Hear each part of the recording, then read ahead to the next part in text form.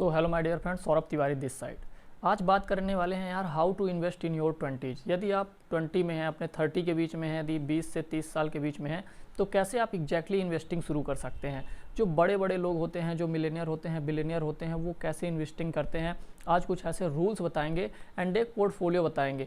बहुत सारे लोगों ने मेरे से ये पूछा यार कि आप किस तरह से इन्वेस्ट करते हैं, आपका क्या पोर्टफोलियो है, एंड इवन जो बहुत अच्छे अच्छे इन्वेस्टर होते हैं, जो बहुत अच्छे फाइनेंशियल एडवाइज़र होते हैं, वो किस तरह से एडवाइस देते हैं आपके 20s में इन्वेस्ट करने के लिए। जब आप 20 से 30 साल के हैं तो किस तरीके का आपका पोर्टफोलियो होना चाहिए और आप कौन कौन सी जगह में इन्वेस्ट कर सकते हैं जहाँ से आपको बहुत अच्छा रिटर्न मिल सकता है एंड गारंटेड आपको अच्छा रिटर्न मिलने वाला है। तो यार वीडियो को लास्ट तक ज़रूर देख लेना, क्योंकि बहुत अच्छी चीज़ें आपको पता चलने वाली है इस वीडियो में।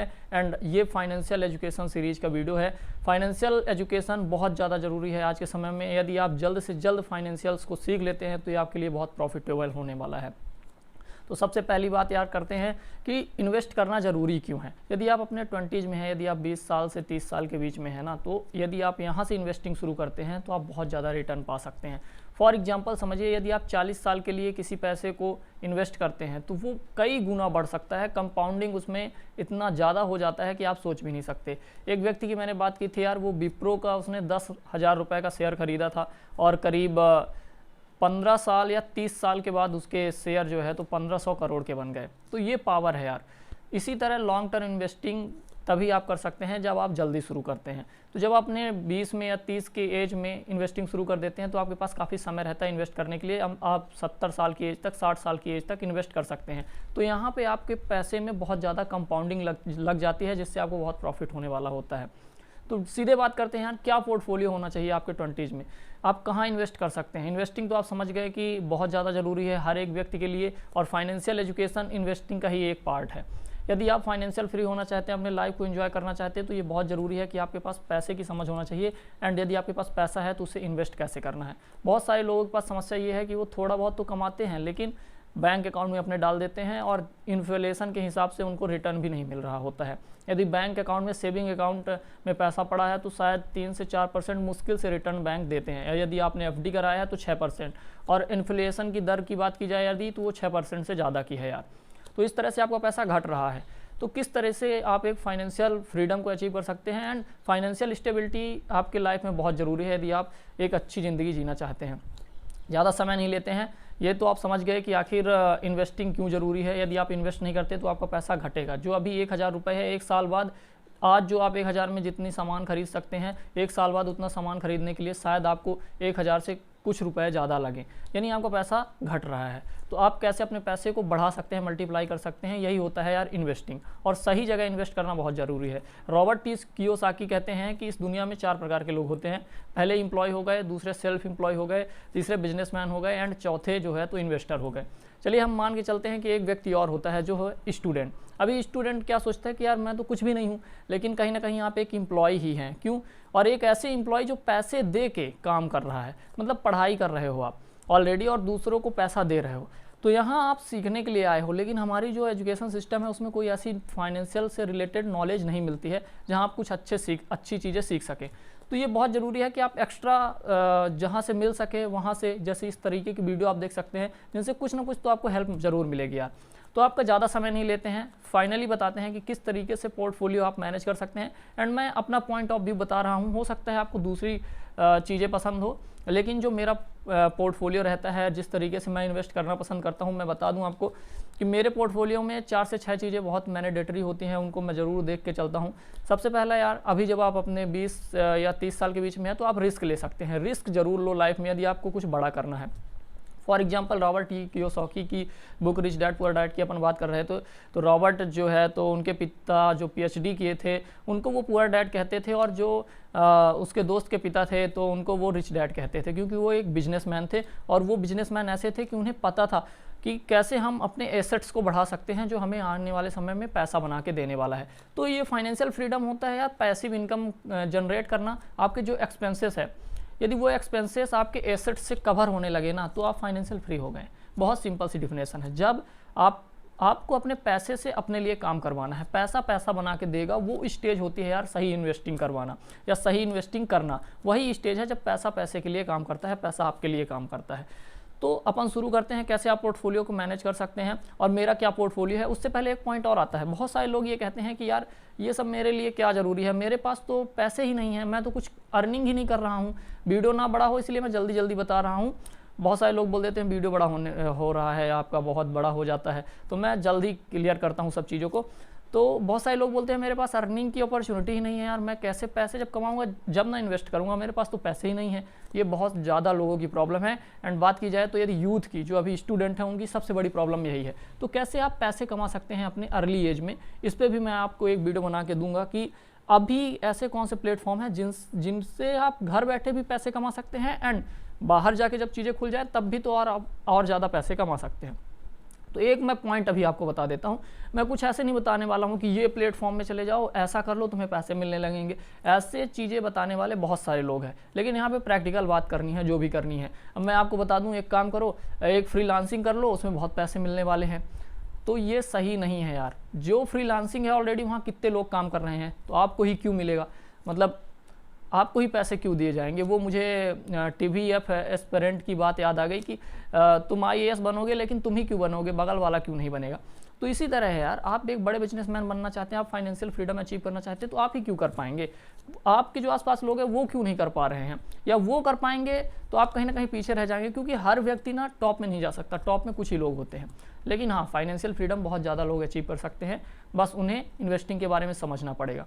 तो हम यहाँ पे क्या बात कर रहे थे यार, मुझे शायद दिमाग से उतर गया मैंने एग्जैक्टली पीछे क्या बोला, लेकिन अब अपन आगे बढ़ते हैं, डायरेक्ट पोर्टफोलियो की बात करते हैं। हाँ, ये बात कर रहे थे कि अभी आप कैसे पैसे कमा सकते हैं। तो एक अभी जो मैं आपको पॉइंट देने वाला था वो ये है कि आपके पास अभी जो भी नॉलेज है ना, जो भी नॉलेज, आप एक स्टूडेंट हैं, चलो ठीक है, किस क्लास में हो आप, 10th में हो, तो 9th के बच्चों को पढ़ा लो, क्योंकि 9th आपसे आती है। कुछ बच्चों को पढ़ाओ, अब बोलोगे यार मैं 4 घंटे तुम पढ़ा लो या 2 घंटे पढ़ा लो, तो बोलोगे 2 घंटे मैं अपना बर्बाद करूंगा, यार इतने बड़े टॉपर हो, चलो इतने बड़े टॉपर हो तब तो छोड़ो, तुम तो फिर आने वाले टाइम पे गूगल के CEO सुंदर पिचारी बनने वाले हो, तो कोई बात नहीं। लेकिन यदि ऐसा नहीं है ना, एक एवरेज हो और अच्छे भी हो, तब भी तुम्हें पढ़ाना चाहिए, क्योंकि वो 2 घंटे में क्या तुम पढ़ाने के बाद जो तुम्हें मंथली पैसा मिलेगा यार स्टूडेंट से, आज के समय में तो अच्छी फीस मिल जाती है, तो क्या वो पैसे 2 घंटे में यदि तुम नहीं पढ़ाते हो तो उस 2 घंटे की वैल्यू उन पैसों से ज़्यादा कुछ मिल रही है तुम्हें, मतलब उस 2 घंटे में क्या तुम इतना ज़्यादा सीख रहे हो कहीं से कि वो 2 घंटा तुम्हारे पढ़ाने वाले 2 घंटे से ज़्यादा वैल्यू दे सकते हैं। यदि तुम अपने समय का ज़्यादा वैल्यू पा रहे हो तो ठीक है, जहाँ ज़्यादा वैल्यू पा रहे हो वहाँ काम करो, लेकिन यदि कुछ वैल्यू नहीं पा रहे हो तो कम से कम वहाँ काम करो जहाँ थोड़ा बहुत वैल्यू मिलनी है। तो इसी तरह से जो भी नॉलेज है, कहने का मतलब जो भी नॉलेज है उसको सही तरीके से यूज करना शुरू करो। इस तरीके से तुम पैसा कमाना अभी से शुरू कर सकते हो। किसी भी फील्ड के बारे में नॉलेज है, उस फील्ड के बारे में काम करना अभी से शुरू कर दो। अब बात करते हैं यार कि पोर्टफोलियो किस तरीके से मैनेज करना है। तो फाइनली बात करते हैं यार कि किस तरीके का आपको पोर्टफोलियो बनाना है अपने, जब आप 20 से 30 साल के बीच में हो, और किस तरीके से इन्वेस्टिंग करनी है और कहाँ करनी है वो बात करते हैं। आप कह रहे होंगे कि अरे बड़ा समय ले लिया बताते बताते, तो थोड़ा बहुत समय जो लिया हूँ उसमें आपको बहुत कुछ सीखने को मिल सकता है, तो पीछे वाली जो चीज़ें हैं उसको अच्छे से ज़रूर सुनना, तभी आगे की चीज़ें कंप्लीट होंगी।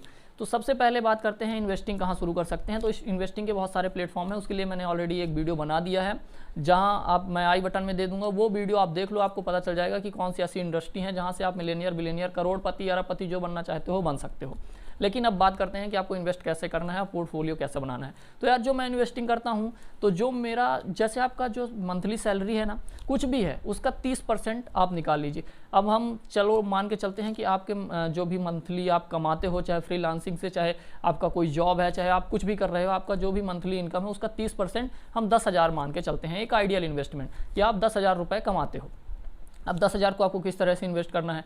तो यार जो मेरा पोर्टफोलियो होता है, यदि मेरे पास 10,000 रुपये है, मैंने 30% निकाला, तो उस 30% में कम से कम 25%, अभी वो 30% अपने आप में 100 हो गया, समझ रहे हो ना। यदि 10,000 रुपये है तो ये 100% है, तो 100% में 25% करीब मैं डायरेक्ट स्टॉक में लगाता हूँ। जैसे इक्विटी होती है, जैसे जो शेयर्स होते हैं, मैं जो शेयर मुझे अच्छा लगता है, जिसे मैं लॉन्ग टर्म होल्ड करने वाला हूँ, मैं उनमें डायरेक्ट पैसे लगाता हूँ कि जैसे हर डिप में मैं शेयर को और ख़रीदते जाऊँगा। लेकिन मेरे शेयर में, मेरे जो पोर्टफोलियो में 25 से ज़्यादा शेयर मैं कभी नहीं रखना चाहता हूँ। मैं बहुत कम शेयर में इन्वेस्टिंग करना चाहता हूँ। जो शेयर मुझे लॉन्ग टर्म इन्वेस्टिंग के लिए अच्छे लगते हैं, मैं केवल उन्हीं में इन्वेस्ट करना चाहता हूं और करता हूं। एंड मेरी इन्वेस्टिंग का जो मिनिमम टर्म गोल है यार, वो कम से कम 20 से 25 साल, 30 साल है, उससे भी ज़्यादा हो सकता है, लेकिन उससे कम नहीं। हाँ, कोई ऐसा स्टॉक है जिसका मैंने एनुअल रिपोर्ट पढ़ी और मुझे ऐसा लगा कि ये स्टॉक शायद अब सही परफॉर्म नहीं कर रहा है, या डूब सकता है तो मैं उससे निकल जाऊँ, बात अलग है, लेकिन लॉन्ग टर्म इन्वेस्टिंग में हमेशा कहता हूँ सबसे बेटर होती है, तभी आप कंपाउंडिंग का फ़ायदा उठाओगे।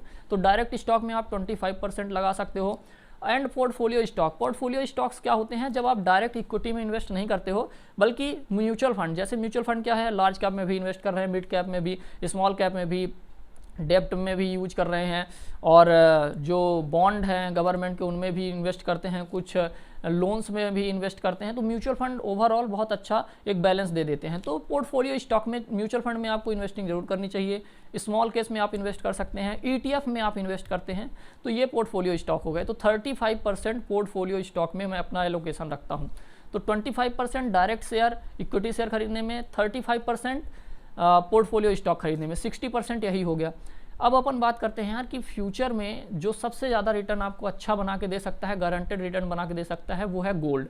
गोल्ड ने बहुत अच्छा रिटर्न बना के दिया है पिछले लगातार 30 से 40 सालों में। उसने कम से कम 10 से 15% के बीच का अच्छा रिटर्न बना के दिया है, ईयरली रिटर्न।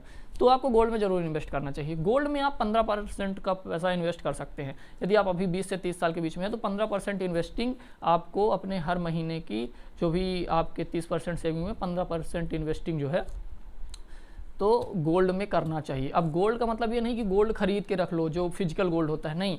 आप जो है तो जैसे आप म्यूचुअल फंड खरीदते हो ना, उसी तरह आप गोल्ड खरीद सकते हैं। एंड मैं आपको अभी से बता दूं, ये सब चीज़ें आप अप स्टॉक में बड़े आसानी से कर सकते हैं। एंड जीरोधा, ये जो इन्वेस्टिंग है, जो डायरेक्ट आप शेयर खरीदना चाहते हैं, यदि पोर्टफोलियो म्यूचुअल फंड बनाना चाहते हैं, म्यूचुअल फंड खरीदना चाहते हैं, आप गोल्ड में इन्वेस्ट करना चाहते हैं, इसके लिए आपको एक डीमैट अकाउंट चाहिए होता है यार। एंड डीमैट अकाउंट खुलवाने के लिए कई ब्रोकर हैं आपके पास, आप किसी से भी खुलवा सकते हैं। लेकिन जो मुझे अच्छे लगते हैं यार, वो 3 ब्रोकर हैं, मैं तीनों यूज करता हूँ। पहला तो हो गया ग्रो, दूसरा हो गया जीरोधा, तीसरा हो गया अप स्टॉक। हाँ, जीरोधा मुझे अच्छा लगता है एंड अप स्टॉक अच्छा लगता है आपके शेयर को परचेस करने, सेल करने, बेचने में, क्योंकि इसमें थोड़ा सा एडवांस ऑप्शन दिए हैं। तो जीरोधा एंड अप स्टॉक, ये दोनों और ग्रो भी, तीनों अच्छे प्लेटफॉर्म हैं। तो जीरोधा और अप स्टॉक की मैं लिंक आपको डिस्क्रिप्शन में दे दूंगा, नीचे लिंक आपको मिल जाएगी। तो वहाँ से जाके आप अपना डीमैट अकाउंट ओपन करवा सकते हैं, वो भी बिल्कुल फ्री डीमैट अकाउंट अभी आप ओपन करवा सकते हैं। एंड फाइनली जब आपका डीमैट अकाउंट ओपन हो जाएगा तभी आप जाके शेयर में इन्वेस्ट कर सकते हैं, म्यूचुअल फंड में इन्वेस्ट कर सकते हैं, गोल्ड में इन्वेस्ट कर सकते हैं।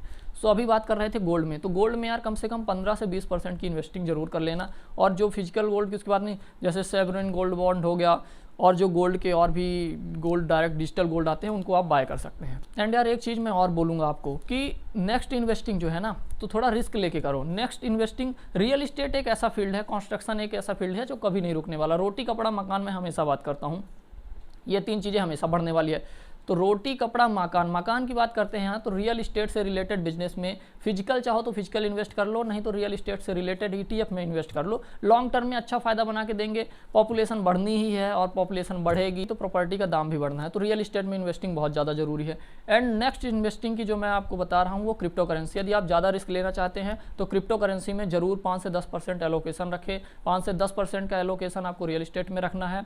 एंड जल्दी से बात करूँगा कुछ चीज़ों की, जैसे आपका health insurance and life insurance, इसके बारे में जरूर समझो। और ये आपको बहुत कुछ बेनिफिट दे सकता है, टैक्स बेनिफिट भी देता है और ये आपके लिए जरूरी भी है। तो इस पर भी आप वर्क कर सकते हो, इस पर भी इन्वेस्टिंग कर सकते हो। थोड़ा बहुत इन्वेस्टिंग से आपको जो है तो सिक्योरिटी मिल जाती है पूरी तरह से। एंड यार कुछ पॉइंट और हैं, जैसे मैंने जो लिख के रखे हैं मैं उनको बता दूं। इमरजेंसी फंड तो आपके पास होना ही होना चाहिए। इमरजेंसी फंड के लिए एक अलग अकाउंट बनाओ, उसमें हर महीने से कुछ परसेंट, 5 से 10% इमरजेंसी फंड में डालो। एंड आपके पास इतनी सेविंग होनी चाहिए कि आपकी जो मंथली एक्सपेंसेस है ना, उसका 10x आपकी सेविंग्स होना चाहिए। मतलब यदि आपका 50,000 रुपये हर महीने का एक्सपेंस है तो कम से कम 5 लाख रुपए आपकी सेविंग्स होनी चाहिए आपके बैंक अकाउंट में। तो इस वीडियो में इतना ही, मिलते हैं नेक्स्ट वीडियो में। यदि आपको इसी तरह की वीडियो और चाहिए, फाइनेंशियल फ्रीडम से रिलेटेड वीडियो चाहिए, तो आप हमारे चैनल को सब्सक्राइब कर सकते हैं। वीडियो अच्छा लगा हो तो वीडियो को लाइक कर देना यार। एंड फाइनली, जब तक आप कुछ नहीं कर रहे हैं, फाइनेंस से रिलेटेड चीज़ों को सीखिए, क्योंकि जब आपके पास फाइनेंशियल फ्रीडम की समझ आती है तब आप पैसे की वैल्यू करना जानते हैं और तब आप समझ भी पाते हैं कि हाँ, मुझे पहले कमाना पड़ेगा। बिना, यदि आप कमाई नहीं कर रहे हैं, यदि आप पैसे नहीं अर्न कर रहे हैं तो आप कुछ भी नहीं कर सकते। तो सबसे पहले अर्न करना पड़ेगा। एंड डिजर्व बिफोर डिजायर, ये तो आपने SK से सुना होगा उस वेब सीरीज में कि डिजर्व बिफोर डिजायर। तो सबसे पहले है लर्निंग, फिर है अर्निंग। तो इसी तरह की बहुत अच्छी लर्निंग के लिए आप हमारे चैनल को सब्सक्राइब कर सकते हैं। बहुत आने वाले वीडियो बहुत अच्छे होने वाले हैं, इसीलिए चैनल को सब्सक्राइब कर लो। ओके, वीडियो जल्दी खत्म कर रहा हूँ। बहुत सारे लोग बोलने लगते हैं यार बहुत बड़ा वीडियो बन गया, लेकिन हाँ, मुझे जो भी आपको बताना था मैंने वो पूरी लर्निंग आपको बता दी है। मिलते हैं नेक्स्ट वीडियो में, तब तक के लिए जाओ कुछ ऐसा पढ़ो जो आपको फाइनेंशियल फ्रीडम देने में हेल्प करे।